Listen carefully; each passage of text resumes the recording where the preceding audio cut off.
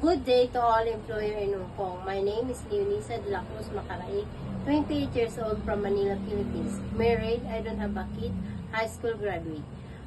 I worked as a housemaid there in the Philippines for 2 years. I served 3 members of a family including 1 children ages 1 years old.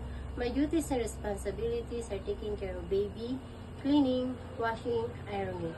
I want to work in Hong Kong to earn money for my family and also to my future family.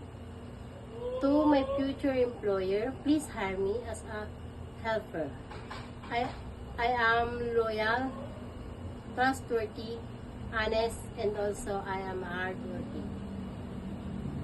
I promise that I will do my duties and responsibilities, and I promise that I will finish my 2 years contract.